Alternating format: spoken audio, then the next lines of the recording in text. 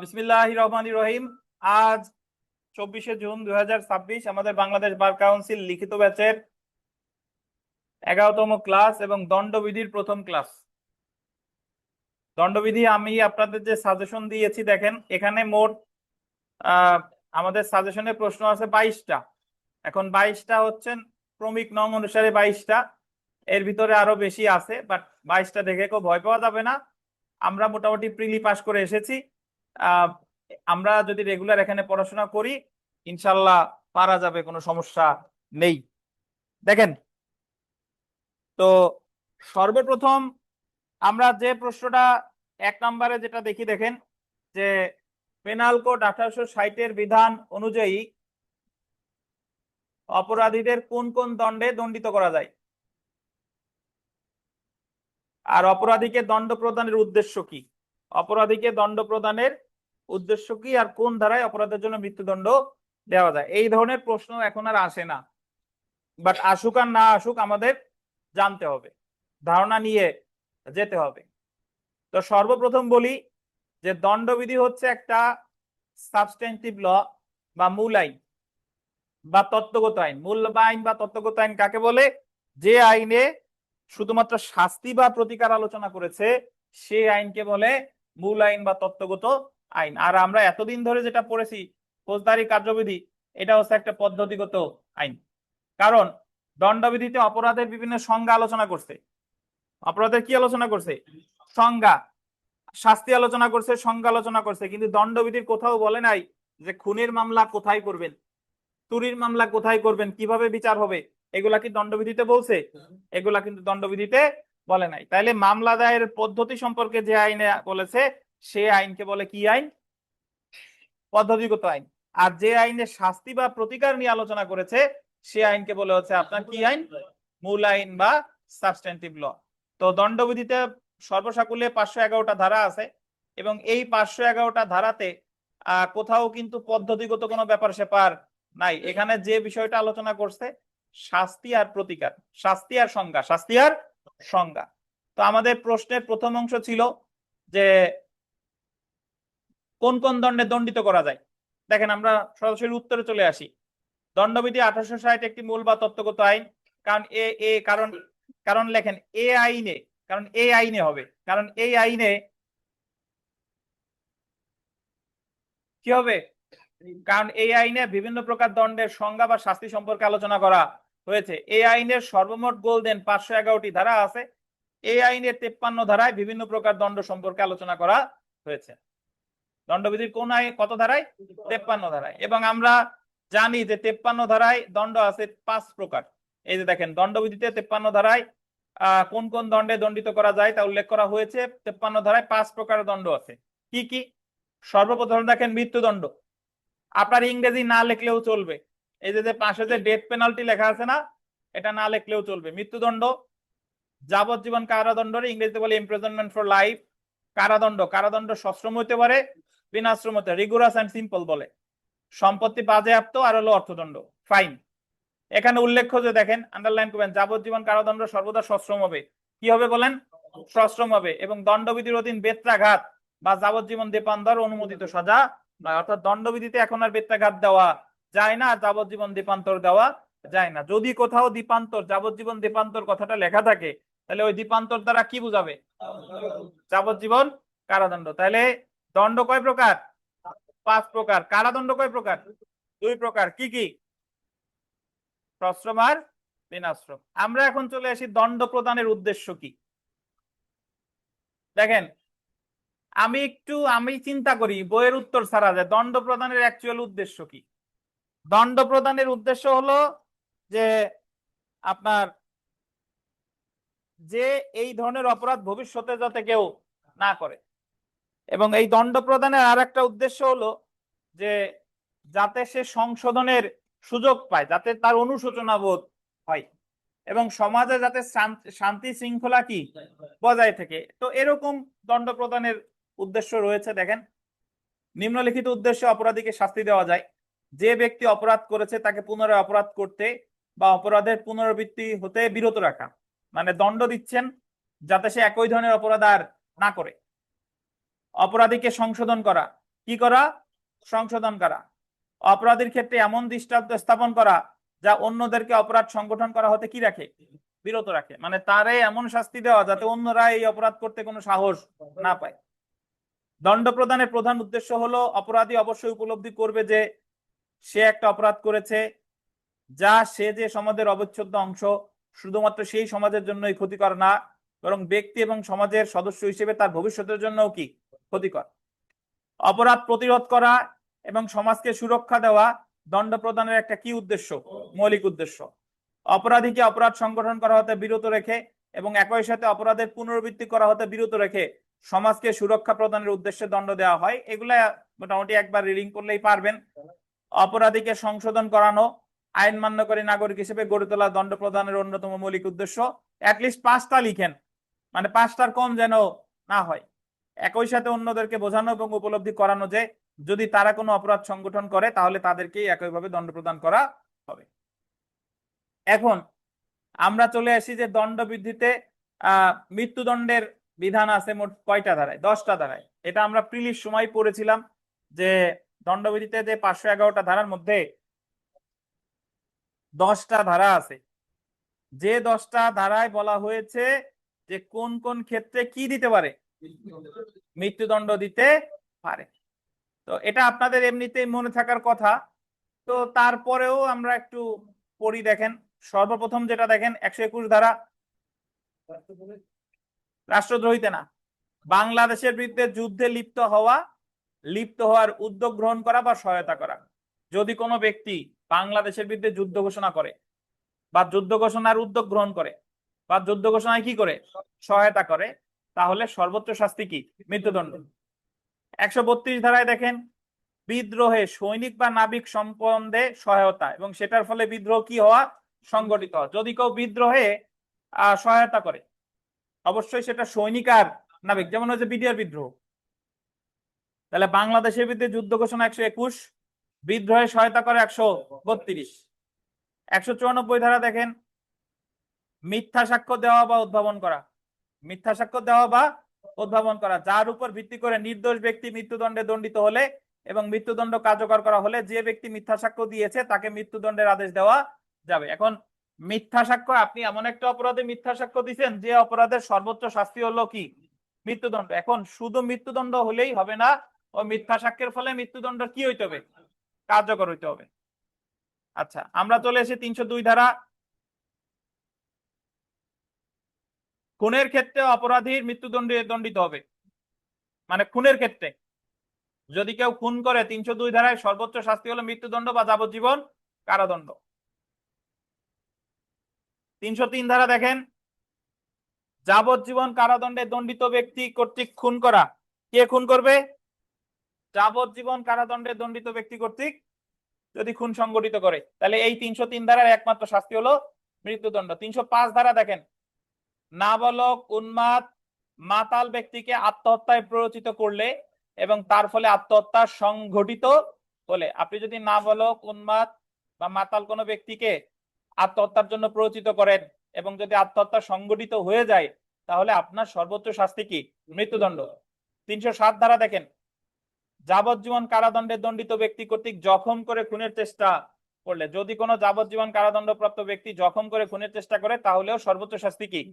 মৃত্যুদণ্ড। 326 ক ধারা দেখেন, অ্যাসিড জাতীয় পদার্থ দ্বারা মুখ মাথা উভয় চোখে স্বেচ্ছাকৃতভাবে গুরুতর বানানের জায়গা ভুল আছে। গুরুতর বানানে কখনোই তর নিচে ব হবে না, বুঝেছেন? আমাদের কোর্ট কাছারিতে বহু জায়গায় তর নিচে ব লেখে ড্রাফটিং এ, বাট অ্যাকচুয়ালি গুরুতর বানানে তর নিচে কি হবে না? ব হবে না। তো এটা ভুল লেখা। গুরুতর গয় রস্যু রয় রস্যু ত আর গুরুতর, বুঝেছেন?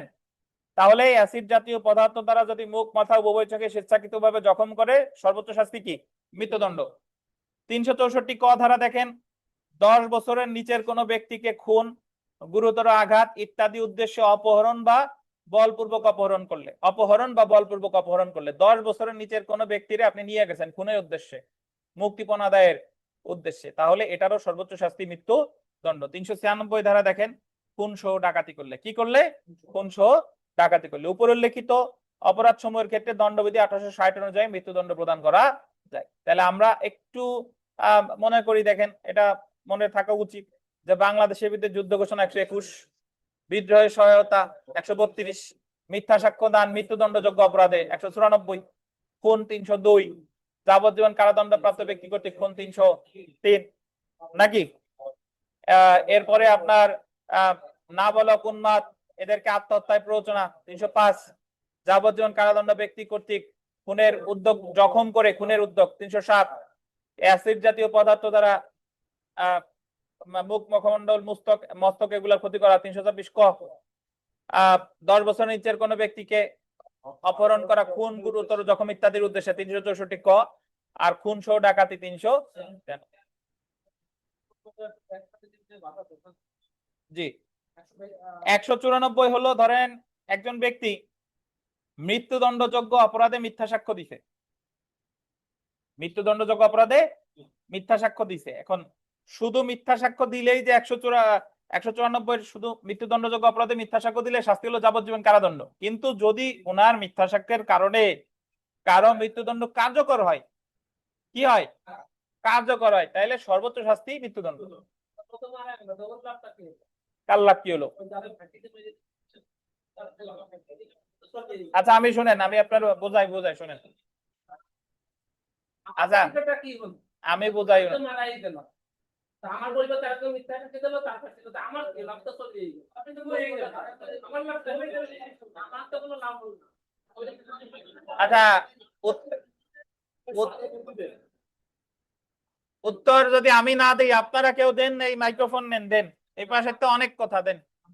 উনি তো প্রশ্ন করছে আমারে, যেহেতু আপনারা উত্তর দেবেন দেন, কে উত্তর দিতে চাই দেন।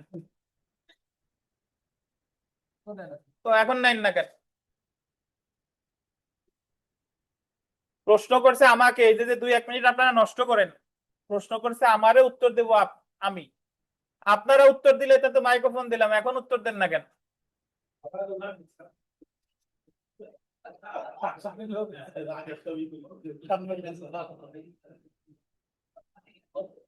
আচ্ছা দেখেন, ধরেন আমাদের দেশে যুদ্ধ অপরাধের বিচারে অনেকের ফাঁসি কার্যকর হয়েছে না?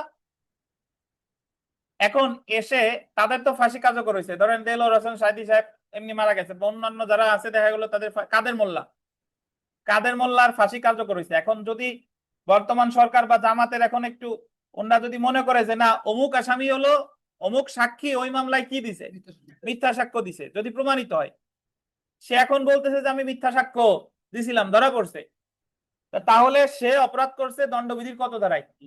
194 ধারা। 194 ধারায় বলবে যে তুমি মিথ্যা সাক্ষ্য দিছো এবং তোমার মিথ্যা সাক্ষ্যের কারণে মৃত্যুদণ্ড তার কি কার্যকর হয়ে গেছে, তাহলে এই ক্ষেত্রে এই ব্যক্তির সর্বোচ্চ শাস্তি হইতে পারে মৃত্যুদণ্ড, সর্বোচ্চ শাস্তি হইতে পারে মৃত্যুদণ্ড। এখন আপনার প্রশ্ন হলো কি করলেন, বাকিটুক করেন, কার কি লাভ বললেন? কারণে আমার ফাঁসি হয়ে গেছে, মারা গেল, হ্যাঁ ওই যে মিথ্যা সাক্ষ্য যে দিল ওরা তো একটা মৃত্যুদণ্ড হবে, হ্যাঁ আমার লাভটা কি প্রশ্ন পেয়েছি। আপনার লাভ, আপনার যদি কোনো, আরে ভাই আপনারা যদি ওই পাশের তো উত্তর দেন, এত কথা বলেন কা? আপনারা কি ইফটিজিং করেন নাকি? মানে স্বভাবে তো তাই বলে, রাস্তাঘাটে মানে ইফটিজিং করেন, এই যে এই পাশে যারা আছেন, মানে আমি যখন মাইক্রোফোন নেই তখন কথা বলেন না। উনি প্রশ্ন করছে আমার, ওনার অধিকার আছে করার, আমি তো ওনার উত্তর দিচ্ছি, আপনারা এরকম ইফটিজারদের মতো করেন। আচ্ছা ওনার যে ব্যক্তি মারা গেছে, ওনার প্রশ্ন হলো যে আমি তো মিথ্যা সাক্ষ্যের ফলে একজন তো আমি মারা গেলাম, এখন আমি তো মারা যদি কেউ যেয়ে থাকে তারে তো আর কবর থেকে ফেরত আনা যাবে না, বা তারে ওই পুরা শ্মশান থেকে ফেরত আনা যাবে না। তার যদি কোনো, তার লাভ হচ্ছে যে মিথ্যা সাক্ষ্য যে দিচ্ছিল তার কি হচ্ছে, ফাঁসি হচ্ছে, এটা হচ্ছে তার মেন্টাল মানসিক লাভ, যে মিথ্যা সাক্ষ্য দিছিল যে তার এবার কি হচ্ছে, ফাঁসি হচ্ছে, মৃত্যুদণ্ড হচ্ছে। আর যদি তার অর্থনৈতিক লাভ দরকার হয়, তাহলে তার যে বৈধ প্রতিনিধি আছে তারা ওই লোকের বিরুদ্ধে কি করবে, ক্ষতিপূরণের মামলা করবে, এবং ক্ষতিপূরণের মামলা করে আর্থিক ক্ষতিপূরণ পেতে পারে। এই তো, এই হলো লাভ, আর কোনো লাভ নাই। আমাদের সমাজে, আমাদের চারপাশে এরকম অনেক পরিস্থিতি আছে যে একজন ব্যক্তি, ধরেন একজনের নাম আকাশ, আর এক আকাশে ধরে নিয়ে 20 বছর পর টের পাইছে এই আকাশ হলো সেই আকাশ না, কিন্তু তার জীবনের 20 বছর শেষ। তাহলে এই ক্ষেত্রে তো তার একমাত্র প্রতিকার হলো ক্ষতিপূরণের মামলা করা, তাছাড়া কোনো প্রতিকার নাই। বুঝতে পারছেন? আর বাকি যার প্রতিকার যদি চাইতে চান আর পাবেন হাসরের ময়দানে, এই জায়গায় আর কোনো প্রতিকার নাই। এ হলো কথা। দেখেন, তো আমরা এই যে 10টা ধারা, এই 10টা ধারা আপনারা 5 মিনিটের মধ্যে আমার একটু লিখে দেখান, এবং কেউ দেখবেন না। কোনো এলোমেলো হলে সমস্যা নাই, এলোমেলো বাতাসে গান গাইলেও সমস্যা নাই, কিন্তু সিরিয়ালি লেখার দরকার নাই। লিখে দেখান 5 মিনিট, কেউ বই দেখবেন না।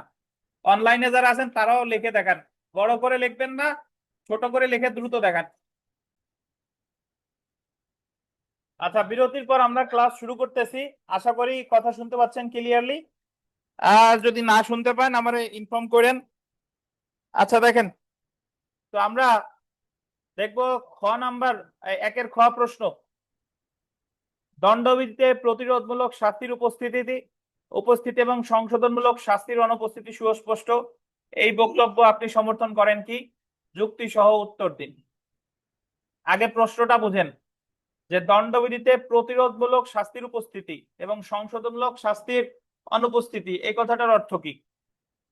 প্রতিরোধমূলক শাস্তির উপস্থিতি, এখানে এটাও চালান। প্রতিরোধমূলক শাস্তির উপস্থিতি হলো যে শাস্তি দিলে এই অপরাধ প্রতিরোধ করা যায়, সেটা হলো প্রতিরোধমূলক শাস্তি। কিন্তু সংশোধনমূলক মানে হলো যে শাস্তি দিলে সে সংশোধিত হওয়ার সুযোগ পেয়ে আবার তার স্বাভাবিক জীবন ব্যবস্থায় ফিরে আসতে পারবে। এই ধরনের সাজার ব্যবস্থা দণ্ডবিধিতে আছে কিনা। তো এখানে হলো যে আমাদের দণ্ডবিধিতে শাস্তি আছে 5 প্রকার: মৃত্যুদণ্ড, যাবজ্জীবন কারাদণ্ড, কারাদণ্ড, সম্পত্তি বাজেয়াপ্ত, অর্থদণ্ড। কিন্তু এই শাস্তিগুলোর মধ্যে আপনি যদি দেখেন, যদি কাউরে একেবারে সবচেয়ে বড় যে শাস্তি মৃত্যুদণ্ড, যদি কাউরে মৃত্যুদণ্ড দিয়ে দেয় তাহলে তার কি আর সংশোধনের সুযোগ থাকে? মৃত্যুদণ্ড দেওয়া মানে ওই জায়গা ও শেষ। আবার যদি কাউরে যাবজ্জীবন কারাদণ্ড দেয় তাহলে সে আজীবন থাকবে কোথায়? জেলের মধ্যে। আবার যদি কাউরে 10 বছর কারাদণ্ড দেয় তাহলে সে ছিল পাতি, মানে পিস্তি, কিন্তু জেলখানার ভিতরে যে সান্নিধ্য পাইছে টিপজলের। তার মানে আগে যা ছিল তার চেয়ে আরো খারাপ হওয়ার সম্ভাবনা তার তৈরি হয়েছে। তাহলে বলা যায় যে দণ্ডবিধিতে প্রতিরোধমূলক শাস্তির উপস্থিতি আছে এবং সংশোধনমূলক শাস্তির কি আছে? অনুপস্থিতি আছে। হ্যাঁ, আসসালামু আলাইকুম। তাহলে আমরা যে কথা বলতেছিলাম যে দণ্ডবিধিতে আমাদের প্রতিরোধমূলক শাস্তির উপস্থিতিই আছে, মানে আপনার ভয় ভীতি দেখাইয়া ওই অপরাধ যাতে তুমি আর মানে অন্যদের দেখাচ্ছ যে তুমি এটা করো তাহলে মৃত্যুদণ্ড পাবে, হবে, অমুকের হয়েছে তোমারও হবে। কিন্তু যে অপরাধটা করছে তার কিন্তু সংশোধনের সুযোগ আমাদের দণ্ডবিধিতে তেমন একটা নাই। এখন আপনি ছাত্র মানে পরীক্ষার্থী হিসেবে এই উক্তিরে আপনি সমর্থন করতেও পারেন, নাও পারেন। এখন আপনি যাই করেন না কেন আপনার পক্ষে সেটার কি দেখাইতে হবে? যুক্তি দেখাইতে হবে। তাহলে আমি আমাদের এখানে যে উত্তরটা লিখছি আমরা হলো এই কথাটা সমর্থন করছি যে প্রতিরোধমূলক শাস্তির উপস্থিতি আছে কিন্তু সংশোধনমূলক শাস্তির কি আছে? অনুপস্থিতি আছে। এটারে আমরা সাপোর্ট করছি। তো যে জন্য আমরা একটু পড়া শুরু করি। দেখেন, দণ্ডবিধিতে টাইটেল দিবেন এইভাবে যে দণ্ডবিধিতে প্রতিরোধমূলক শাস্তির উপস্থিতি এবং সংশোধনমূলক শাস্তির অনুপস্থিতি সুস্পষ্ট। দেখেন, দণ্ডবিধি 53 ধারায় বলা আছে যে দণ্ডবিধির অধীন অপরাধীগণ বলতেন 5 প্রকার দণ্ডে দণ্ডিত হতে পারেন। কয় প্রকার? 5 প্রকার। কি কি দেখেন? মৃত্যুদণ্ড, যাবজ্জীবন কারাদণ্ড, সশ্রম বা বিনাশ্রম কারাদণ্ড, সম্পত্তি বাজেয়াপ্ত এবং সেই সাথে কি? অর্থদণ্ড। এই 5 প্রকার দণ্ডের প্রকৃতি দেখলে বোঝা যায় এগুলো সবই প্রতিরোধমূলক দণ্ড। সবই কি বলেন? প্রতিরোধমূলক, কোনোটি সংশোধনমূলক নয়। প্রতিটি দণ্ড প্রদান করা হয় অপরাধীকে প্রতিরোধ করার জন্য। এসব দণ্ড অপরাধীকে সমাজ থেকে বিচ্যুত আলাদা করে দেয়। ফলে আন্ডারলাইন, অনেক ছোট অপরাধের অপরাধীও বড় অপরাধীদের সাথে মিশে আরো বড় অপরাধের জগতে কি করে? প্রবেশ করে। মানে দেখা গেল একজন চুরি করছে, 2 মাস কারাগারে ছিল, এখন ওই জায়গায় যায় কুখ্যাত একজন আসামির সান্নিধ্য হয়েছে, তাহলে ওর ডিগ্রি আরো বাড়ছে। আগে করতো এই কাজ, ওই জায়গায় যাইয়া আরো অভিজ্ঞতা অর্জন করে আসছে। এছাড়া দণ্ডবিধিতে বেশ কিছু ক্ষেত্রে মৃত্যুদণ্ডের বিধান আছে, মাত্রই আপনাদের লিখতে দিলাম। কয়টা ক্ষেত্রে? 10টা ক্ষেত্রে। মৃত্যুদণ্ড কার্যকর করা হলে কোনো ব্যক্তির আর সংশোধনের সুযোগ থাকে না। সাজাপ্রাপ্ত অপরাধীর সংখ্যা ক্রমশ বাড়ছে, ফলে কারাগারের পরিবেশ সহ সমাজে নেতিবাচক প্রভাব পড়ছে। সাজা প্রদানের অন্যতম উদ্দেশ্য সংশোধনমূলক, প্রতিহিংসামূলক নয়। কিন্তু দণ্ডবিধিতে সরাসরি সংশোধনমূলক ব্যবস্থার কোনো উল্লেখ না থাকায় অনেক ছোটখাটো অপরাধের অপরাধী নানা রকম বড় অপরাধে জড়িয়ে পড়েছে। অতএব উপযুক্ত আলোচনা হতে বলা যায় দণ্ডবিধিতে প্রতিরোধমূলক শাস্তির উপস্থিতি এবং সংশোধনমূলক শাস্তির অনুপস্থিতি কি সুস্পষ্ট। এবং আমি এই বক্তব্যকে কি করি? সমর্থন করি। এখন আমি আপনাদের এটা চাপাই দিতে চাই না, এটা তো আমি আমাদের বক্তব্য লিখছি। এখন আপনার যদি ভিন্ন মত থাকে তাহলে অবশ্যই কি লিখবেন এবং আপনার পক্ষে কি দিবেন? যুক্তি দিবেন। কারণ আমরা যখন ছোটবেলায় ওই এম ইন লাইফ এসে লিখছি বা তোমার জীবনের লক্ষ্য কি, জীবনে কেউ আমাদের জিজ্ঞাসা করে নাই বা আমরাও মুখ ফুটে বলতে পারি নাই যে জীবনের লক্ষ্য কি। ওই বইতে আছে ডাক্তার হবো, গরিবের সেবা করব, ওইটাই আমরা সবাই লিখছি। কিন্তু খুব কম মানুষই আছে যে তার জীবনের কি লক্ষ্য বা অভিভাবক বা টিচার জিজ্ঞেস করছে যে এটা তো এই রচনা, এটা যার যার জীবনের লক্ষ্য, তুমি জীবনে কি হইতে চাও, এই কথা কিন্তু জীবনে কেউ জিজ্ঞাসা করে নাই। কিন্তু আমি কিন্তু আপনাদের বলতেছি যদি আপনি এই বক্তব্যের সমর্থন করেন তাহলে এটা লিখবেন, আর না করলে আপনার পক্ষে লিখবেন। এই হলো কথা। ঠিক আছে, এখন দেখেন সম্ভাবনা। সম্প্রতি সুপ্রিম কোর্ট একটি যুগান্তকারী পদক্ষেপ নিয়ে রায় দেন। কারাগারের উপর চাপ কমানো এবং সংশোধনমূলক সাজার নীতি কার্যকর করার জন্য the provision of offenders ordinance 1960 কে কার্যকর করতে সাবেক প্রধান বিচারপতি সৈয়দ মাহমুদ হোসেন বিচারকদের প্রতি নির্দেশ দিয়েছেন। ওই এখানে আমাদের একটা অর্ডিন্যান্স আছে, the provision of offenders ordinance. এই অর্ডিন্যান্সে বলা আছে যে যে সকল লঘু অপরাধ, ছোটখাটো অপরাধ, ওই অপরাধে সরাসরি তারা সাজা না দিয়ে তারে অন্য টাইপের একটু কাজের জন্য বলা যেতে পারে। বলতে পারে যে তুমি এই অপরাধ করছো, তুমি 100টা গাছ লাগাবা, বা এত 5 ওয়াক্ত 6 মাস যাবত তুমি 5 ওয়াক্ত নামাজ পড়বা, মানে এই ধরনের সাজা তারে দিচ্ছে সরাসরি কারাদণ্ড ভোগের আদেশ না দিয়ে। দেখেন, বা তুমি এতজন গরিব দুঃখীদের সহায়তা করবা, এতজন মাদ্রাসায় দেখা গেলো এই পরিমাণ বই বা লাইব্রেরিতে এই পরিমাণ বই কিনে দিবা, এই ধরনের আর কি। যদিও আইনটি দণ্ডবিধির কোনো বিধান নয়, কিন্তু এটি দণ্ডবিধির বিভিন্ন শাস্তি প্রদানের ক্ষেত্রে কি হবে? কার্যকর হবে। কি দণ্ডবিধিতে আমার মাথায় ফেলায় না জানি, দণ্ডবিধিতে সরাসরি সংশোধনমূলক সাজার ব্যবস্থা না থাকলেও উক্ত অধ্যাদেশ দ্বারা সুফল পাওয়া যাবে। উক্ত অধ্যাদেশ অনুযায়ী বিচারক অপরাধীকে সতর্ক করে ছেড়ে দিতে পারেন। ওই যে ভর্ৎসনা, আরিফ সাহেব আছেন? সতর্ক মানে হলো তারে ভর্ৎসনা, যে আপনি এত গণ্যমান্য ব্যক্তি হয়ে বা তুমি এত বয়সে একটা ব্যক্তি হয়ে বুড়ো বয়সে ভীমরতি হয়েছে, ভর্ৎসনা করলো মানে গালিগালাজ না, কিন্তু মানে এমনি সতর্ক করলো যেটা আর করা যাবে না। জামিনদার রেখে বা না রেখে ছেড়ে দিতে পারেন। 2 বছরের বেশি সাজার অপরাধের ক্ষেত্রে এই বিধান প্রযোজ্য নয়, কেবল দণ্ডবিধির কিছু অপরাধের ক্ষেত্রে প্রযোজ্য। নতুন অপরাধ করলে সাজা ভোগ করতে হবে, সদাচর না করলে সাজা ভোগ করতে হবে। তো এই যে আমরা ক নাম্বারে যে প্রশ্ন করলাম ভাই, এই ধরনের প্রশ্ন আসার সম্ভাবনা নেই, 100-তে 99% নাই, 1% আসলেও আসতে পারে। এই 1%-এর জন্যই আমরা এই জিনিসটা পড়ছি, কারণ কিছু কিছু জিনিস আছে যে ওইটা কাজে লাগুক বা না লাগুক আমাদের বাসায় থাকা লাগবে। দেখবেন যে দোকানদারের যে দোকান যে জিনিস বেচলে বেশি লাভ হয় ওই জিনিস আছে কম, কিন্তু যে জিনিস বেচলে লাভ হয় না ওই জিনিস দিয়ে সাজায় রাখছে। উকিল সাহেবদের বড় উদাহরণ দেই, এই বড় বড় ডিএলআর এমএলআর এগুলো দিয়ে সাজায় রাখছে, কিন্তু অনেক উকিল আছে দেখেন যে ওর এক লাইন পড়তেও পারে না, কিন্তু ওই যে সাজায় রাখা লাগবে। তাহলে আমারও এই উত্তর, এই প্রশ্ন পরীক্ষায় আসুক বা না আসুক এটা আমার কি জানতে হবে। এখন যেটা আসবে যে 2 নাম্বার, দেখেন বিবিআই 2 নাম্বারের 14 গোষ্ঠী বিবিআই, দেখেন যে সাধারণ ব্যতিক্রম সমূহ কি কি, বিস্তারিত আলোচনা করুন। কোন একটি কাজ কোন একটি ব্যতিক্রমের অন্তর্ভুক্ত দাবি করা হলে এ দাবি প্রমাণের কার উপর করতে। সাধারণ ব্যতিক্রম আসলে কি শুনেন, এই এ নাম্বার প্রশ্ন যদি আমরা পড়ি তাহলে 2 নাম্বারে যত প্রশ্ন আছে সবগুলোর উত্তর আমরা এর মধ্যে পেয়ে যাব। তাহলে আমরা প্রথমে আসি যে সাধারণ ব্যতিক্রম কি।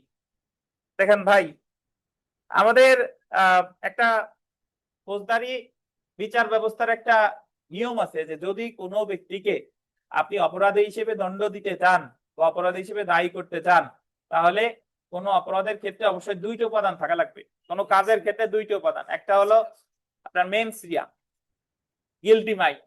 মেন্স রিয়া বা কি গিলটি মাইন্ড, মানে আপনার দুষ্ট মন ছিল, পরিকল্পনা ছিল। আর একটা হলো অ্যাক্টাস রিয়াস, মানে দোষাবহ কার্য, মানে আপনার পূর্ব পরিকল্পনা ছিল এবং সেই পরিকল্পনা অনুসারে একটা অপরাধজনক কার্য করেছেন, তখনই ওই ব্যক্তিকে সাজা দেওয়া যাবে। এর কোনো একটা যদি অনুপস্থিত থাকে তাহলে সেটার অপরাধ বলা যাবে না। কিভাবে? ধরেন আপনি রাস্তা দিয়ে হেঁটে যাচ্ছিলেন, আপনি একটু তাড়াহুড়ার মধ্যে ছিলেন, আপনার ধাক্কা লেগে একজন পড়ে গেছে এবং ওনার ধরেন মাথা ফেটে গেছে। এখন এটা ধাক্কা লেগে যেহেতু পড়ে গেছে, এটা কিন্তু দোষাবহ কার্য কিন্তু হইছে, মাথা ফেটে গেছে, কিন্তু ধাক্কাটা আপনি ইন্টেনশনালি দেন নাই, মানে আপনি তো এখানে প্রি প্ল্যান আপনার ছিল না, প্রি প্ল্যান ছিল না। হ্যাঁ জি এসেছে, জি এখানে আপনার প্রি প্ল্যান ছিল না, তাহলে যদি আপনার বিরুদ্ধে ওই লোক মামলা করে যে উনি আমার ধাক্কা দিয়ে ফেলাইছে, তাহলে আপনি দেখাইতে পারেন যে ওনার আমার এই জায়গা আমার ধাক্কা লেগে পড়ছে ঠিক আছে, কিন্তু আমার এই জায়গা কোনো প্রি প্ল্যান ছিল না, সো আমার এটা কি হবে না, অপরাধ হবে না। তাহলে অপরাধ হইতে হলে প্রি প্ল্যানও থাকা লাগবে, দোষাবহ কার্যও কি থাকা লাগবে। যদি এরকম হতো যে আপনি রাস্তা দিয়ে হেঁটে যাচ্ছেন, রথিন সাহেবরে দেখছেন, মনে মনে পরিকল্পনা করছেন আজকে রথিন দিয়ে পাইলেই ধাক্কা একটা দিব, কিন্তু রথিন দিয়ে পাইছিলেন ও ধাক্কা আর দিতে পারেন নাই, তাহলে আপনার পূর্ব পরিকল্পনা ছিল কিন্তু অপরাধজনক কাজটা করতে পারেন নাই, এটাও কি হবে না, অপরাধ হবে না। তাহলে অপরাধ হইতে হলে কয়টা উপাদান থাকা লাগবে? দুইটা, একটা হলো মেন্স রিয়া আর একটা রিয়াস। মেন্স রিয়া মানে হলো গিলটি মাইন্ড, আর একটা রিয়া মানে হলো দোষাবহ কার্য, অপরাধজনক কার্য। এখন শুনেন ভাই, সাধারণ ব্যতিক্রম কি? সাধারণ ব্যতিক্রম হলো যে কার্যটি আপাত দৃষ্টিতে অপরাধ বলে মনে হয় বাট প্রকৃতপক্ষে অপরাধ হয়নি। কেন হয় নাই? কারণ ওই জায়গায় অপরাধীর গিলটি মাইন্ড ছিল না। এখন অপরাধীর যে গিলটি মাইন্ড ছিল না, তার বিরুদ্ধে মামলা ঠিকই হবে, কিন্তু তার যে গিলটি মাইন্ড ছিল না এটা তাকেই প্রমাণ করতে হবে। অর্থাৎ যে কাজটি খালি চোখে অপরাধ বলে মনে হয় বাট প্রকৃতপক্ষে সেখানে অপরাধ সংঘটিত হয়নি, কারণ আসামি ওটা ইন্টেনশনালি করে নাই, এটারই বলে কি সাধারণ ব্যতিক্রম। এই সাধারণ ব্যতিক্রম সর্বদা দাবি করে আসামি। কে দাবি করে? আসামি। এর সাধারণ ব্যতিক্রম যে দাবি করবে এটা তাকেই প্রমাণ করতে হবে সাক্ষ্য আইনের 105 ধারা। কত ধারা? 105 ধারা। তাহলে সাধারণ ব্যতিক্রম কার প্রমাণ করা লাগবে? আসামির। সাক্ষ্য আইনের কত ধারা? 105 ধারা। সাধারণ ব্যতিক্রম যদি বলে, আপনি আপনার ভাষায় লিখবেন যে কার্যটি খালি চোখে অপরাধ বলে মনে হয় বাট প্রকৃতপক্ষে সেখানে কি অপরাধ হয়নি। কেন হয়নি? বলবেন যে কোনো কাজকে অপরাধ বলে গণ্য করতে হলে দুইটি উপাদান থাকা লাগবে, একটা হলো গিলটি মাইন্ড বা দোষী মন, আর একটা হলো অপরাধজনক কার্য। তো যদি কোথাও শুধুমাত্র একটা উপাদান থাকে সেটারে আপনার অপরাধ বলা যায় না। সাধারণত সাধারণ ব্যতিক্রমের ক্ষেত্রে কোনো অপরাধীর বিরুদ্ধে মামলা হয়, কিন্তু অপরাধী যদি প্রমাণ করতে পারে যে এখানে তার কোনো গিলটি মাইন্ড ছিল না, তাহলে তিনি এই ফৌজদারি দায় হতে অব্যাহতি পাবার অধিকারী। এটারে বলে সাধারণ ব্যতিক্রম। আর সাধারণ ব্যতিক্রম দাবি করে অভিযুক্ত ব্যক্তি, যিনি দাবি করে সাধারণ ব্যতিক্রম, তাকেই প্রমাণ করতে হবে। কুড়াল দিয়ে কাঠুরিয়া কাঠ কাটতেছিল, হঠাৎ কুড়ালের মাথা উঠে গিয়ে পাশে দাঁড়ানো একজন আহত হয়েছে। এখন কাঠুরিয়ার বিরুদ্ধে মামলা তো হবে। কাঠুরিয়া যদি বলে যে আহত তো হয়েছে কিন্তু আমার এই জায়গায় সতর্কতার কোনো অভাব ছিল, কাঠুরিয়া যদি প্রমাণ করতে পারে যে না আসলে তার কোনো নেগলিজেন্স ছিল না, তাহলে কাঠুরিয়া অব্যাহতি পাওয়ার হকদার সাধারণ ব্যতিক্রমের মাধ্যমে। বুঝেছেন? সাধারণ ব্যতিক্রম, আপনি একজনকে হত্যা করছেন, আপনার বিরুদ্ধে হত্যা মামলা হয়েছে, কিন্তু আপনি যদি দেখাইতে পারেন যে তারে যদি হত্যা না করতাম তাহলে আমি নিজেই এতক্ষণ মারা যেতাম, তাহলে এটা কোনো কি হয় নাই, অপরাধ হয় নাই। এই হলো আপনার সাধারণ ব্যতিক্রম। এখন দেখেন, এই যে সাধারণ ব্যতিক্রম আমাদের দণ্ডবিধিতে আলোচনা করেছে 4th অধ্যায়ে 76 থেকে 106 ধারা। কত থেকে কত? 76 থেকে 106 ধারা। 2022 সালের পরীক্ষায় প্রশ্ন এসেছে যে সাধারণ ব্যতিক্রম কি, সাধারণ ব্যতিক্রম সমূহ বিস্তারিত আলোচনা করুন। এখন আমরা তো এটা অনেক বড় হইলেও এটা আমরা সবাই পারি বা পারবো। 76 থেকে 106 পর্যন্ত আপনারা মোটামুটি সবাই পারেন বা আমরা পড়ার পর পারবো। এখন প্রশ্ন যেহেতু কমন আসছে, সবাই তো লেখা আল্লাহর নাম নিয়ে লেখা শুরু করছে। মার্ক হলো মাত্র 10, মার্ক হলো 10। এখন এই 10 মার্ক লিখতে যাই 1 ঘন্টা 15 মিনিট শেষ।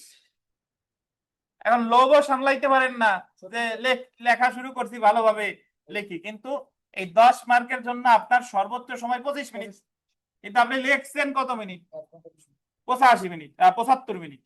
তার মানে এত যদি লিখতে যান তাহলে আপনার অন্য প্রশ্নের যা হওয়ার ক্ষতি তাই কি হয়ে গেছে। এখন আপনি একটা প্রশ্ন যতই ভালো পারেন না কেন, ওটা ভালোভাবে লিখবো কিনা এটা নির্ভর করে যে ওই প্রশ্নের মান কত, যেরকম মান সেই অনুসারে আমার উত্তর লিখতে হবে। বুঝাইতে পারলাম? তা আসেন আমরা সাধারণ ব্যতিক্রম এর উত্তর পড়া শুরু করি। ফোন অনেক বেশি বাজতেছে, আমি অতিষ্ঠ আপনাদের নিয়ে, আজকে অস্থির অবস্থা আপনাদের। ফোন বাজে, পিছনের থেকে কথা বলেন, মানে মন আপনাদের কি উঠে গেছে কিনা আমি বুঝতেছি না। দেখেন, সাধারণ ব্যতিক্রমে আসি। জেনারেল এক্সেপশনস, যে কার্যসমূহ আপাত দৃষ্টিতে অপরাধ বলে মনে হলেও কিন্তু আইনের যে বিধান বলে প্রকৃতপক্ষে তা অপরাধ বলে গণ্য হয় না, তাকে সাধারণ ব্যতিক্রম বলে। দণ্ডবিধি 1860 এর আন্ডারলাইন করবেন, 4th অধ্যায়ে ফৌজদারি দায়ের সাধারণ ব্যতিক্রম সমূহ আলোচনা করেছে। কত অধ্যায়ে?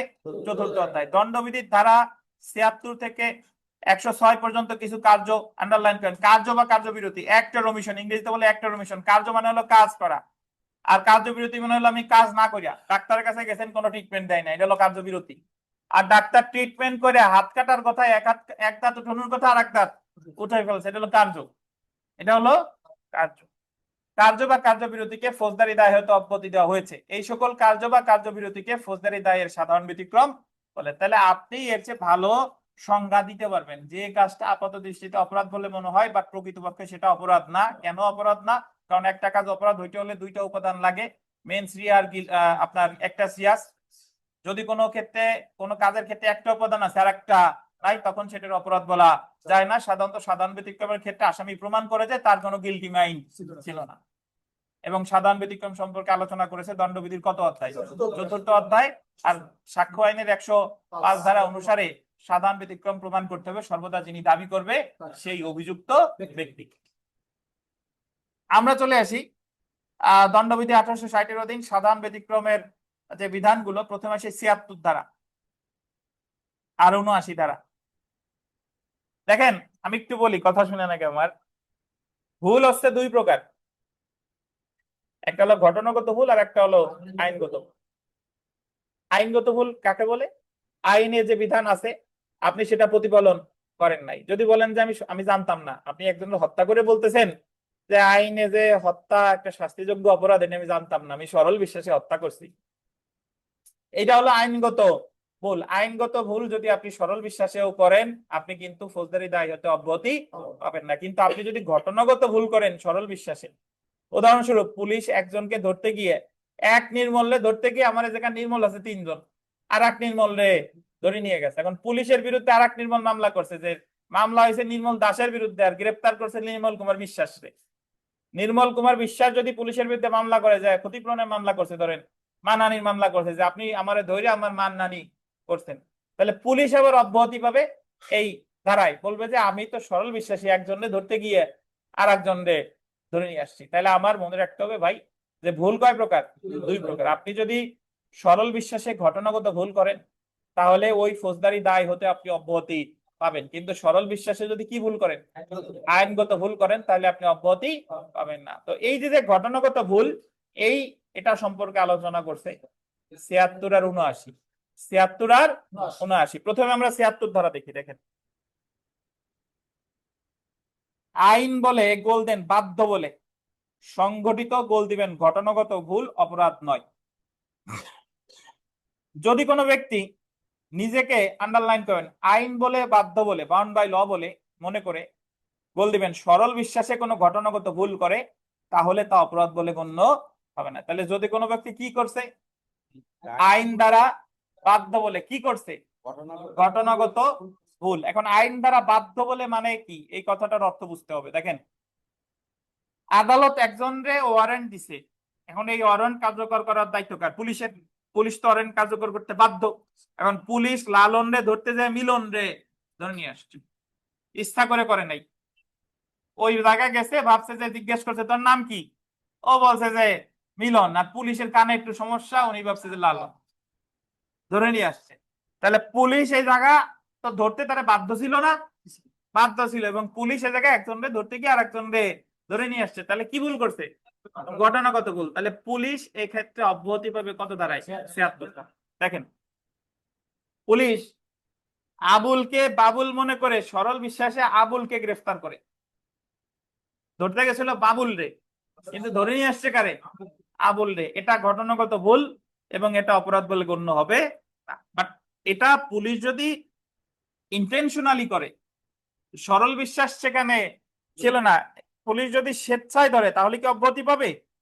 পাবে না। তাহলে পাবে না। তাহলে আমরা 76 ধারা আমরা আমাদের ভাষায় লিখবো যে যদি কোনো ব্যক্তি সরল বিশ্বাসে নিজেকে আইন দ্বারা বাধ্য বলে মনে করে ঘটনাগত ভুল করে, তখন সে অব্যাহতি পাবে কত ধারায়? 76 ধারায়। পুলিশের উদাহরণ মনে রাখবে। চলে আসি 79। দেখেন, আইন দ্বারা গোলদেন সমর্থিত বলে, সমর্থিত শব্দটা গোলদেন, আইন দ্বারা সমর্থিত বলে সংঘটিত ঘটনাগত ভুল কোন অপরাধ না। 76 আর 79 মধ্যে সকল উপাদান একই, শুধু একটা পার্থক্য। একটা হলো ওই 76 হলো আইন দ্বারা বাধ্য বলে, আর 79 হলো আইন দ্বারা সমর্থিত বলে। আইন দ্বারা সমর্থিত বলে। তো দেখেন, যদি কোনো ব্যক্তি নিজেকে আইন দ্বারা সমর্থিত বলে মনে করে, আন্ডারলাইন করেন, জাস্টিফাইড বাই ল মনে করে সরল বিশ্বাসে কোনো কাজ করে, তাহলে তা অপরাধ বলে কি হবে না? গণ্য হবে। ধরেন আমি একটা উদাহরণ যদি এইভাবে দেই, ওই একদল সন্ত্রাসী নির্মল রে খুন করতে আসছে। এখন নির্মল যে খুন করতে আসছে, এই সময় নির্মল নিজের বাঁচানোর জন্য ওই সন্ত্রাসীর গুলি করে হত্যা করছে। এখন রাস্তা দিয়ে হেঁটে যাচ্ছিল আশরাফুল, আশরাফুল দেখছে যে নির্মল গুলি করে হত্যা করছে, কিন্তু আশরাফুল আগের টুকু দেখে নাই যে আগে অ্যাটাক করছে কারে? নির্মল রে। এখন আশরাফুল তো আইনের স্টুডেন্ট, আশরাফুল সাহেব 59 ফৌজদারি কার্যবিধি 59 ধারা উনি জানে যে যদি কোনো ব্যক্তি আমলযোগ্য এবং জামিন অযোগ্য অপরাধ করে, তাহলে একজন সাধারণ ব্যক্তিরও গ্রেফতারের ক্ষমতা আছে। তাহলে আশরাফুল যেহেতু দেখছে যে নির্মল একজনকে হত্যা করছে, আশরাফুল নির্মলের ধরে নিকটস্থ থানায় নিয়ে গেছে। এখন নির্মল বলতেছে যে ভাই কাজটা করলেন কি? আমি তো কোনো অপরাধ করিনি। আশরাফুল বলতেছে অপরাধ করেন নাই মানে আপনি গুলি করছেন না? নির্মল বলছে আমি তো গুলি করছি, কিন্তু আপনি তো আগের কাহিনী জানেন না। আমি যদি গুলি না করতাম, তাহলে আমি তো নিজেই এতক্ষণ মারা যেতাম। আমি তো আমার আত্মরক্ষার অধিকার প্রয়োগ করছি, বরং আপনি আমারে থানায় ধরে এনে কি করছেন? অপরাধ করছেন। তখন আশরাফুল বলবে যে না, তাহলে আমি তো সরল বিশ্বাসে কাজটা করছি এবং আমি কি ভুল করছি? ঘটনাগত ভুল করছি। এখন আশরাফুল কি নির্মলকে গ্রেফতার করতে বাধ্য ছিল? না। একজন সাধারণ ব্যক্তির আইন ক্ষমতা দিছে, কিন্তু সে কিন্তু বাধ্য না। তাহলে আশরাফুল নিজের আইন দ্বারা সমর্থিত ভাইবা ওই নির্মলকে গ্রেফতার করে কি ভুল করছে? ঘটনাগত ভুল করছে। এবং ভবিষ্যতে নির্মল যদি আশরাফুলের বিরুদ্ধে কোনো মামলা করে, তাহলে আশরাফুল সাহেব অব্যাহতি পাবে কত ধারায়? 79 ধারায়। কত ধারায়? 79 ধারায়। এই যে দেখেন, একটা উদাহরণ পড়ি। আরিফ জামানকে দেখেছে এমন একটি কাজ করতে করতে, বানান ভুল আছে, এমন একটি কাজ করতে যা আরিফের নিকট খুন বলে মনে হয়। মানে আরিফ দেখতেছে যে জামান একজনকে খুন করছে। আরিফ নিজেকে, আন্ডারলাইন করেন, আইন দ্বারা সমর্থিত বলে মনে করে সরল বিশ্বাসে নিজস্ব বিবেচনায় জামানকে গ্রেফতার করে যথাযথ কর্তৃপক্ষের নিকট হাজির করার জন্য, যদিও জামান কাজটি করেছিল বৈধ আত্মরক্ষার অধিকার প্রয়োগকালে, তাই এই ক্ষেত্রে আরিফ কোনো অপরাধ করেনি। বুঝেন নাই? আরিফ ধরে নিয়ে গেছে জামান রে, যাই বলতেছে যে ওনার জামান থানায় যে বলতে ওসি সাহেব জামান হত্যা করছে। আর জামান বলতেছে ওসি সাহেব হত্যা তো করছি, তা আমি আমার আত্মরক্ষার অধিকার প্রয়োগে করছি, বরং উনি আমার ধরি আইনে অপরাধ করছে। আরিফ বলবে তাহলে আমি অব্যাহতি পাবো কত ধারায়? 79 ধারায়। তাহলে এই যে দেখেন, দণ্ডবিধি 76 এবং 79 ধারায় ঘটনাগত অজ্ঞতা বা ভুল ফৌজদারি দায় হতে অব্যাহতি পাওয়ার অজুহাত হিসেবে ব্যবহার করা যেতে পারে, কিন্তু আইনের অজ্ঞতা ফৌজদারি দায় হতে অব্যাহতির কোনো অজুহাত হিসেবে ব্যবহার করা যাবে না। যদি পরীক্ষায় ভাবে প্রশ্ন আসে যে ঘটনাগত অজ্ঞতা অব্যাহতির অজুহাত হতে পারে, কিন্তু আইনগত অজ্ঞতা অব্যাহতির অজুহাত হবে না, আইনের সংশ্লিষ্ট বিধান উল্লেখ পূর্বক আলোচনা করুন। তাহলে আলোচনা করতে হবে কত কত? 73 আর 79। 76 আর 79। 76 আর 79 কে বুঝেন নাই বলেন? অনলাইন অফলাইনে ৭৬ ধারা এবং ৭৯ ধারা কে বুঝেন নাই? রহমান সাহেব বুঝেছেন? কে বুঝেন নাই তাইলে? এই বিশ্বজিৎ দেন, বিশ্বজিৎ বলেন ৭৬ আর ৭৯-তে কি বলছে বলেন? আইন বলে বাধ্য, সেটা অপরাধ নয় আইন বলে বাধ্য থাকলে। আর আইন দ্বারা সমর্থিত কোনো কাজ, ঘটনাগত ভুল যেটা, সেটা কোনো অপরাধ নয়। আইন বলে বাধ্য আর আইন দ্বারা সমর্থিত। আইন বলে বাধ্য কততে? আইন বলে বাধ্য ৭৬। আইন দ্বারা সমর্থিত হইলাম ৭৯।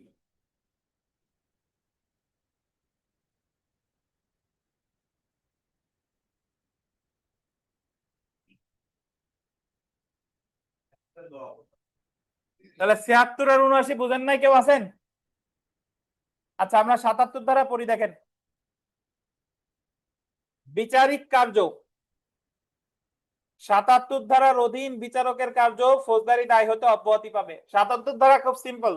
একজন বিচারক সরল বিশ্বাসে কোনো ভুল করছে, উনি উনার বিচার কার্য পালনকালে, উনি ফৌজদারি আদালতের ফৌজদারি মামলা বিচারক হোক বা দেওয়ানি মামলার বিচারক হোক, উনি একটা কাজ করছে যে যে অর্ডার দেওয়ার ক্ষমতা ওনার নাই, বাট উনি সরল বিশ্বাসে কাজটা করে ফেলছে, তখন উনি অব্যাহতি পাবে কত ধারায়?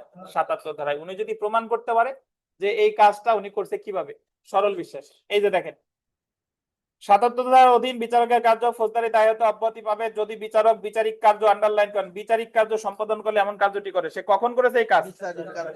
বিচারিক কার্য সম্পাদনকালে। আইনে প্রদত্ত ক্ষমতা বলে কাজটি করছে, সে মনে করছে যে এই ক্ষমতাটা তাকে কে দিয়েছে? আইনে। এমন ক্ষমতা আইন দ্বারা তাকে দেওয়া হয়েছে বলে সরল মনে সে কি করে? বিশ্বাস করে। উদাহরণ দেখেন, কোন বিচারক আইনের ভুল পাঠ করে মনে করে কোন একটি বিষয় তার এখতিয়ারাধীন, এই বিশ্বাসে সে একটি আদেশ প্রদান করে, যেমন ফাঁসির আদেশ দেন, উক্ত আদেশের জন্য সে কি হবে না? তাই হবে না। তবে অবশ্যই তাকে প্রমাণ করতে হবে এই কাজটা সে করছে কিভাবে? সরল বিশ্বাসে। তাহলে বিচারকের কার্য কত ধারা? ৭৭ ধারা। আমরা চলে এসে ৭৮ ধারায়। ধারা ৭৮, আদালতের রায় বা আদেশ অনুসারে সম্পাদিত কার্য। আদালতের রায় অথবা কি আদেশ অনুসারে সম্পাদিত কার্য।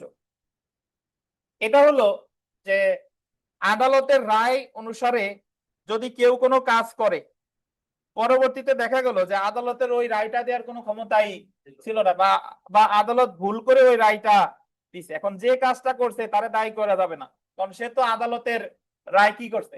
কার্যকর করছে। ধরেন জল্লাদ ফাঁসি কার্যকর করছে, কিন্তু পরে জানা গেল যে ফাঁসি দেওয়া ঠিক হয় নাই, কিন্তু জল্লাদ তো ফাঁসি কার্যকর করে ফেলছে, তাহলে জল্লাদ কি দোষ করছে? না, জল্লাদ অব্যাহতি পাবে কত ধারায়? ৭৮ ধারায়। এই যে দেখেন ৭৮ ধারা অনুযায়ী আদালতের আদেশ অনুসারে কার্য সম্পাদনকারী কোন কর্মকর্তার কার্য ফৌজদারি দায় হতে অব্যাহতি পেতে পারে যদি তিনি কার্যটি আদালতের আদেশ অনুযায়ী সম্পাদন করে। কখন করছে? আদালতের আদেশ অনুযায়ী। যখন আদেশটি বলবৎ ছিল শুধুমাত্র উক্ত সময় কার্যটি সম্পাদন করে। সরল বিশ্বাসে, আন্ডারলাইন করেন, সরল বিশ্বাসে তিনি কার্যটি সম্পাদন করে। উদাহরণ, বিচারকের আদেশ অনুযায়ী জল্লাদ কোন দণ্ডিত ব্যক্তির ফাঁসি কার্যকর করলে জল্লাদের এমন কার্য কি হবে না?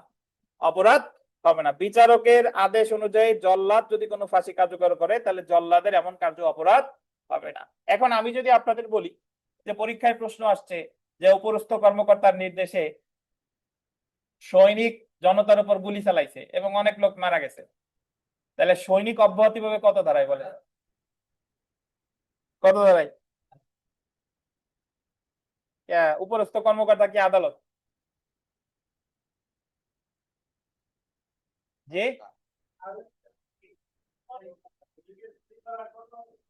উপরস্থ আমি তো ৭৮ তো আদালতের রায় বা আদেশ। এখন যদি ধরেন এসপি নির্দেশ দিছে পুলিশে যে তুমি গুলি করো, গুলি করছে, মারা গেছে, তাহলে এটা কি ৭৮? এসপি কে আদালত, তাহলে কত? ৭৬। আইন দ্বারা বাধ্য বলে ঘটনাগত ভুল করলে অব্যাহতি পাবে কততে? ৭৬। বুঝছেন? তাহলে ৭৮ হতো কখন? যদি আদালতের নির্দেশে কার্যটি করত।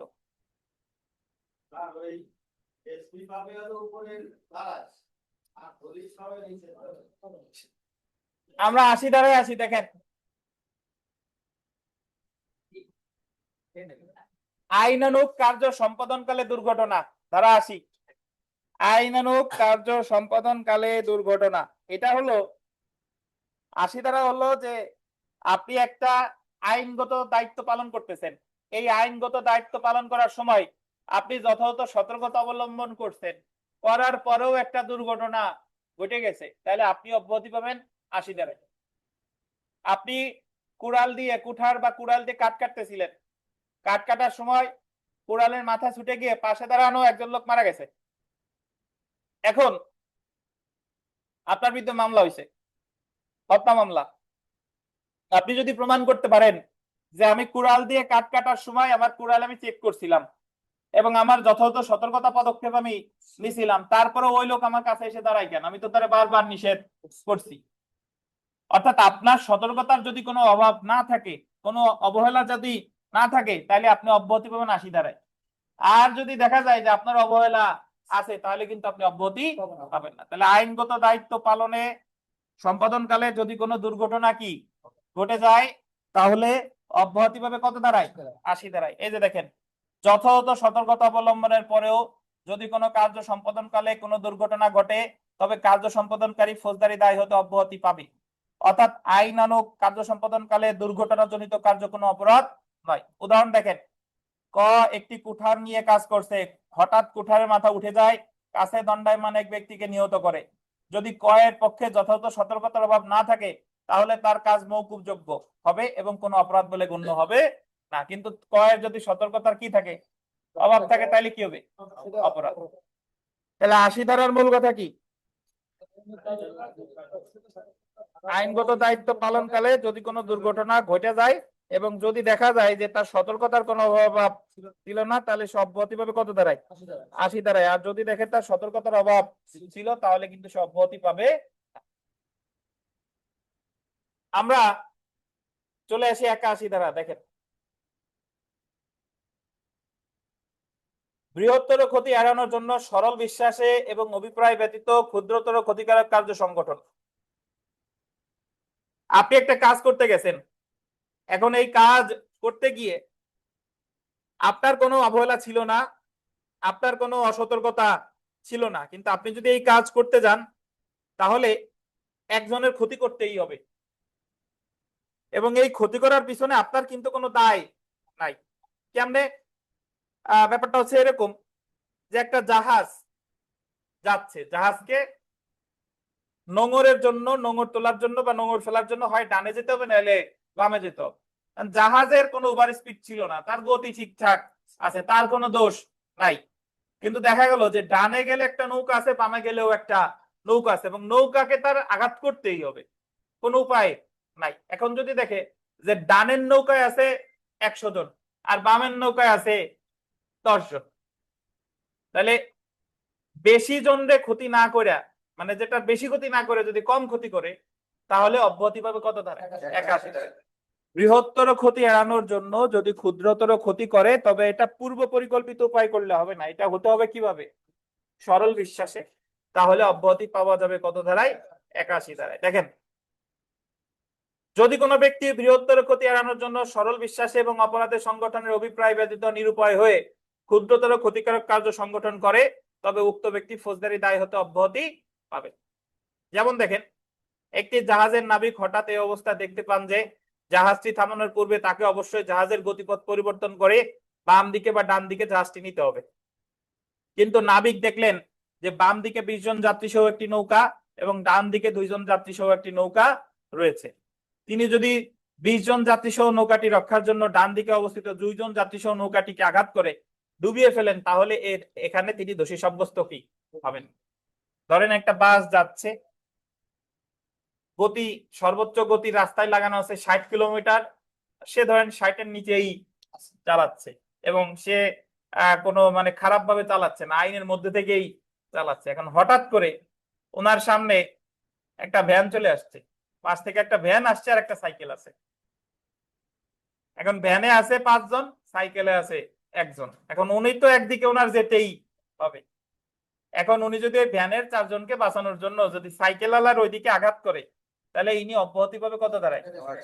81 দাঁড়ায়। বাস ড্রাইভার, কিন্তু বাস ড্রাইভারের যদি ওভার স্পিড থাকে, সে যদি বেপরোয়া ভাবে চালাইতে থাকে, তাহলে কিন্তু সে 81 ধারার সুবিধা পাবে না। 81 ধারার সুবিধা আমি তখনই পাবো যখন আমার নিজের কোনো দোষ নাই, আমি ঠিকঠাক ভাবে এই কাজগুলো করতেছিলাম।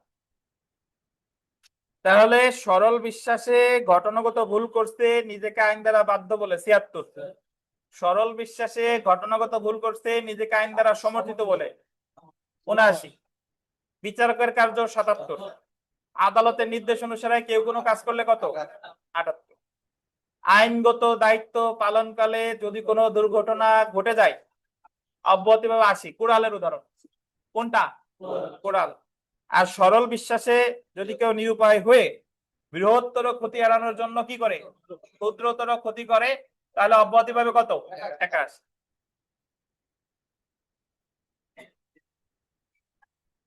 নমস্কার বিথিকা, আসেন আসেন। এই যে আপনার আরিফ দাদা, ওই যে পিছনে বসা, ওনার একটু বসতে। আচ্ছা, আমরা 82 আর 83 ধারা খুব সহজ। 82 ধারায় বলছে যে যার বয়স 9 বছরের কম, যদি কোনো ব্যক্তি যার বয়স 9 বছরের কম সে যত বড়ই অপরাধ করুক না কেন এটা অপরাধ হিসেবে গণ্য হবে না। তবে যার বয়স এক্সাক্ট 9 ইয়ার্স, মানে একেবারে 9 বছর পরিপূর্ণ, সে যদি অপরাধ করে তাহলে কিন্তু সে 82 ধারার সুবিধা পাবে। 82 ধারার সুবিধা সেই পাবে যার বয়স 9 বছরের কম। বুঝেছেন? আর 83 ধারায় বলছে যে যার বয়স 9 বছরের বেশি কিন্তু 12 বছরের কম, 9 বছরের বেশি 12 বছরের কম। এখন এখানে যে বিষয়টা খেয়াল রাখতে হবে, তাকে হতে হবে অপরিণত বোধ শক্তি সম্পন্ন ব্যক্তি। অর্থাৎ আমাদের চারপাশে এমন মানুষজন আছে যে যার বয়স হয়েছে কিন্তু ওই 9 বছরের বেশি 12 বছরের কম একজন বালকের স্বাভাবিক যে বিচার বুদ্ধি বিবেক থাকা দরকার ছিল তার সেটা নেই। তাহলে সেই ক্ষেত্রে সে অব্যাহতি পাবে কত ধারায়? 83 ধারায়। তাহলে 82 মানে হলো 9 বছরের কম, আর 83 হলো 9 বছরের বেশি। 12 বছরের কম কিন্তু কি? অপরিণত বোধ শক্তি সম্পন্ন ব্যক্তি। এই যে দেখেন 82 ও 83 ধারা। শিশুর বয়স, কার্য এবং অপরাধ। দণ্ডবিধির 82 এবং 83 ধারায় শিশুর কার্য বা তাদের ফৌজদারি দায় হতে বা দায় সম্পর্কে আলোচনা করা হয়েছে। 82 ধারা অনুসারে আন্ডারলাইন কার্ড 9 বছরের কম বয়স্ক শিশু, কয় বছরের? 9 বছরের কম বয়স্ক কোন শিশু কর্তৃক সম্পাদিত কোনো কার্য অপরাধ বলে গণ্য হবে না। অর্থাৎ 9 বছরের কম বয়স্ক কোন শিশু যে কাজই করুক না কেন সে সম্পূর্ণভাবে ফৌজদারি দায় হতে কি পাবে? অব্যাহতি পাবে। কিন্তু যদি কোনো শিশুর বয়স পুরোপুরি 9 বছর হয় তাহলে উক্ত শিশুর ক্ষেত্রে 82 ধারার বিধানসমূহ প্রযোজ্য হবে না। বলেন তো, আপনি যদি 82 ধারার সুবিধা নেওয়ার জন্য আপনি একজন শিশুরে শিখাই দিচ্ছেন যে যাও বাবু এই চা নিয়ে অমুক ব্যক্তিরে দিয়ে আসো, ভাবলেন যে শিশু তো খাওয়াচ্ছে, ওর তো কোনো অপরাধ হবে না। ওর তো অপরাধ হবে না, কিন্তু আপনার অপরাধ হবে কিনা? আপনার তো অবশ্যই অপরাধ হবে, আপনি তো অপসহায়তার জন্য দায়ী হবেন। কিন্তু 83 ধারা অনুযায়ী 9 বছরের বেশি কিন্তু 12 বছরের কম বয়স্ক অপরিণত বোধ শক্তি সম্পন্ন শিশুর কাজ কোনো অপরাধ নয়। অর্থাৎ 9 বছরের বেশি কিন্তু 12 বছরের কম বয়স্ক অপরিণত বোধ শক্তি সম্পন্ন শিশুর কাজ ফৌজদারি দায় হতে শর্ত সাপেক্ষে অব্যাহতি দেওয়া হয়েছে। তবে শর্তটি হলো শিশুর বোধ শক্তি এতদূর পরিপক্কতা লাভ করেনি যে সে তার নিজের কাজের প্রকৃতি বা পরিণতি বিচার করতে পারে। নিজের কাজের প্রকৃতি বা পরিণতি কি বিচার করতে পারে। এই যে সাধারণ ব্যতিক্রমের যে ধারা, শুনেন আমি আপনাদের তো শেষে তো বলবোই, একটা কথা বলি, এই যে ফৌজদারি দণ্ডবিধির কিছু জায়গা পড়লে একটা প্রশ্ন বাঁধানো যায়, সেটা হলো ওই 34, 149 আর সাধারণ ব্যতিক্রমের 76 থেকে 106, 76 থেকে 106 প্লাস অপসহায়তা। অপসহায়তা মানে 107 থেকে 117 বললে হবে, 107 থেকে 117। আর হলো নিন্দনীয় হত্যা খুন, নিন্দনীয় হত্যা খুন, আর চুরি থেকে প্রতারণা। এই পর্যন্ত যদি কেউ পড়েন আপনার একটা কমান পড়বে আল্লাহর রহমতে। 34 149 লেখা তো লাগে না, বহুবার বলা হবে। 34 আর 149 আর 76 থেকে কত 106, 107 থেকে 117 নিন্দনীয় হত্যা, খুন, এইটা ভালোভাবে পড়তে হবে। আর হলো আপনার ওই যে চুরি থেকে প্রতারণা, মানে 378 থেকে 420, 378 থেকে 420, এই অংশটুকু যদি কেউ ভালোভাবে পড়ে তাহলে দণ্ডবিধির আপনি একটা প্রশ্ন এখান থেকে কমন পাবেন। এবং দণ্ডবিধি থেকে কিন্তু পার্থক্য আসবে আসবে। মানে দণ্ডবিধি থেকে আপনি সমস্যামূলক প্রশ্ন একটা পাবেনই, ওই নিন্দনীয় হত্যা, খুন বা এই টাইপের। আর আরেক অপশনে পাবেন পার্থক্য, যে অমুক অপরাধের সাথে তমুক অপরাধের পার্থক্য। এখন পার্থক্য গুলো লেখা জটিল কোনো বিষয় না, পার্থক্য আমরা পর্যায়ক্রমে শিখবো। পার্থক্য লেখা সবচেয়ে সহজ, কোনো অপরাধের সাথে কোনো অপরাধের তুলনা করা খুব সহজ।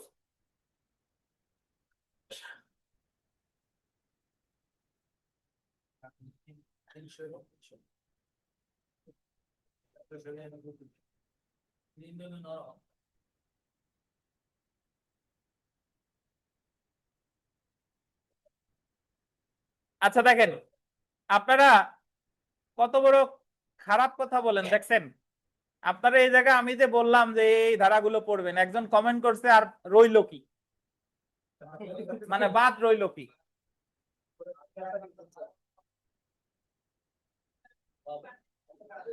মানুষ হন দেখেন। হ্যাঁ,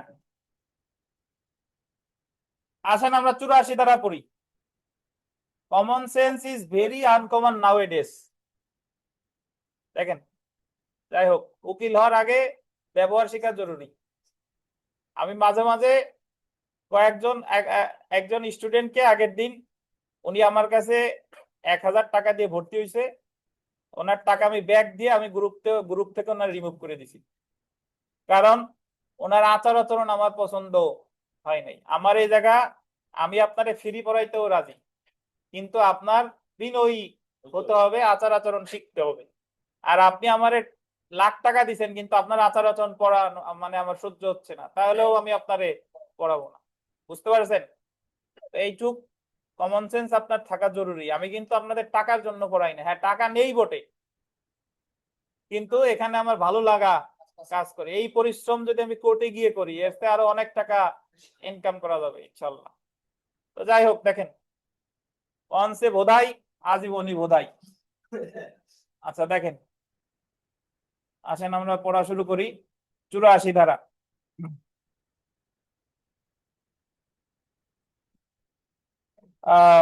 অপ্রকৃতস্থ বা উন্মাদ ব্যক্তির কার্য।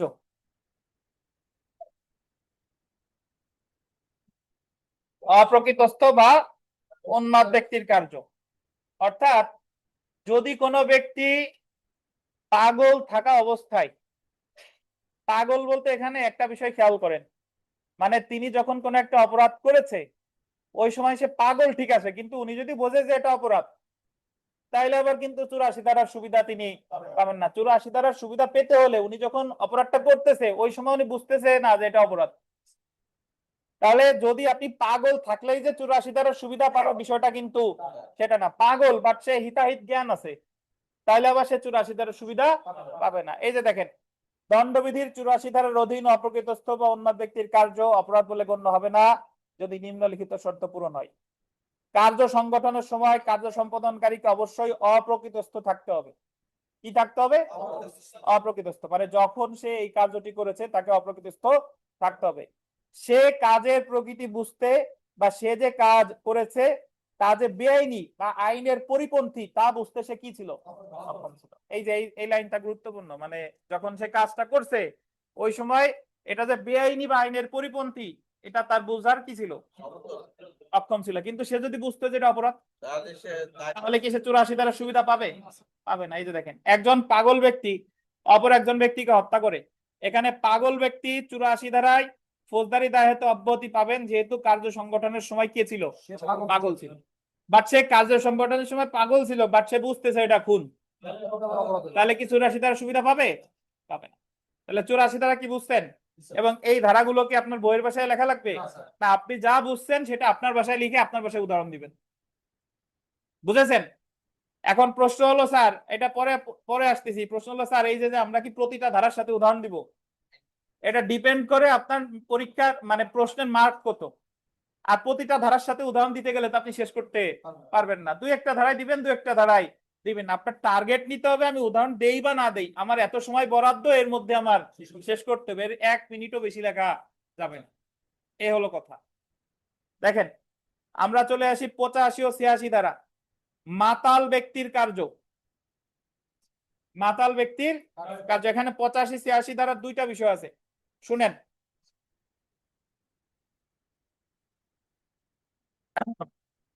মাতাল ব্যক্তির কার্য হচ্ছে যদি কেউ অনিচ্ছাকৃত মাতাল হয় তাহলে 85 ধারায় সে অব্যাহতি পাবে।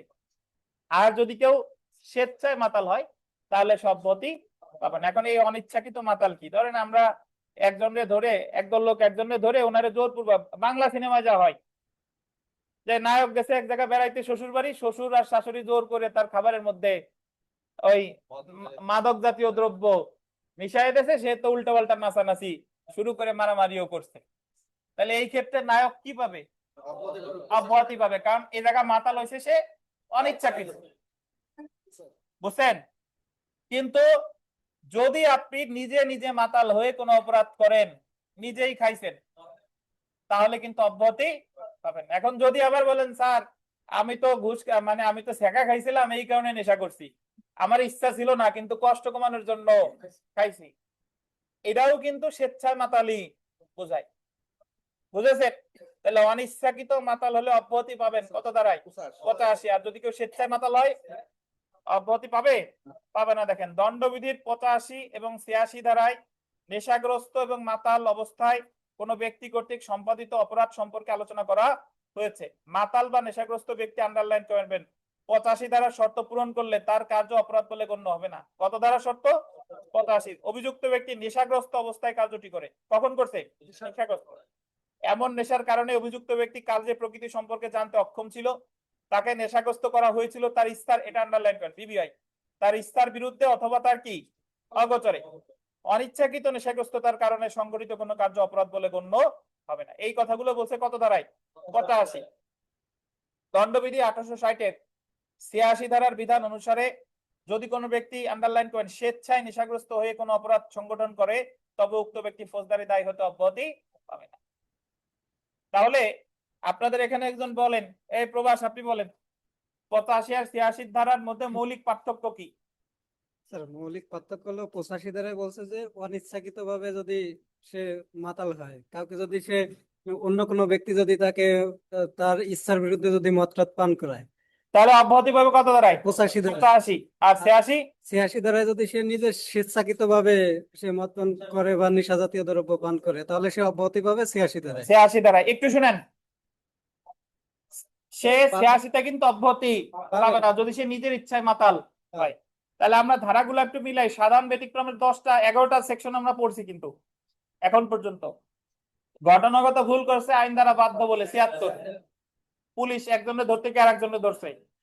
ঘটনাগত ভুল করছে নিজের আইন দ্বারা সমর্থিত বলে 79, আপনি একজনের ধরতে গিয়ে আরেকজনের ধরে নিয়ে গেছেন, বা আপনি যারা ধরছেন সে কোনো অপরাধ করে নাই, আপনি ধরে নিয়ে গেছেন। বিচারকের কার্য অব্যাহতি পাবে 77। আদালতের নির্দেশ অনুসারে কেউ যদি কোনো কাজ করে, যেমন জল্লাদ, অব্যাহতি পাবে কত? 78। আইনানুগ কার্য সম্পাদন কালে যদি কোনো দুর্ঘটনা ঘটে যায় এবং আপনার যদি কোনো অবহেলা না থাকে, কুড়ালের উদাহরণ কত? 80। বৃহত্তর ক্ষতি এড়ানোর জন্য ক্ষুদ্রতর ক্ষতি কত? 81। জাহাজের উদাহরণ মনে থাকবে। তারপরে শিশুর কার্য, 9 বছরের কম বয়স্ক শিশু কোনো অপরাধ করলে অপরাধ হবে না। কত? 82। 9 বছরের বেশি 12 বছরের কম কিন্তু অপরিণত বোধ শক্তি সম্পন্ন 83। পাগল উন্মাদের কার্য, যদি সে অপরাধের প্রকৃতি বুঝতে না পারে অব্যাহতি পাবে কত? 84। আর মাতাল ব্যক্তি যদি অনিচ্ছাকৃত মাতাল হয় অব্যাহতি পাবে কত? 85। আর স্বেচ্ছায় মাতাল হলে অব্যাহতি পাবে না। কত? এই যে আমরা যে 11টা ধারা পড়লাম, কে বলতে পারবেন?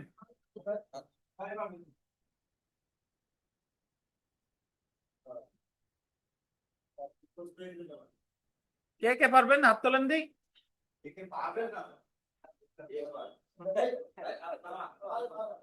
হেলাল পারবেন?